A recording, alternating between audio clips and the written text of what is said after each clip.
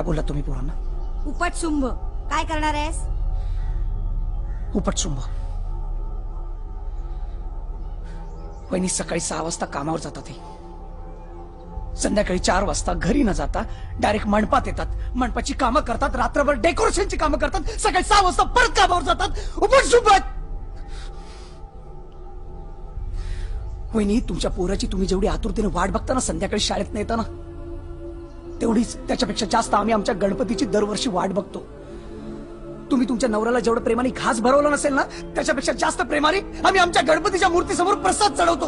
तुमच्या लग्नात तुमचा बाप तुम्हाला सासरी पाठवताना रडला नसेल ना, त्याच्यापेक्षा जास्त आम्ही रडतो आमच्या गणपतीच्या विसर्जनाच्या दिवशी. उपटशुंभ. 50 रुपये वर्गणी देता आणि त्याची आम्ही दारू पितो असं म्हणता. क्वार्टरचे रेट तरी माहित आहेत का? घोरपडे, गणपतीच्या 10 दिवसात एक तरी मुलगा प्यायला दाखवा. घोरपडे तुमच्या डेंगे घालून जाईल मी.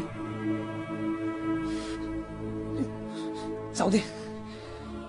आईला तुमच्याशी बोलण्यात काय, तुम्हाला काय पडले गणपतीची? गणपती आला काय आणि गेला काय? फक्त ढुंग्याला पायलून पळत या आरतीचा मान घ्यायला.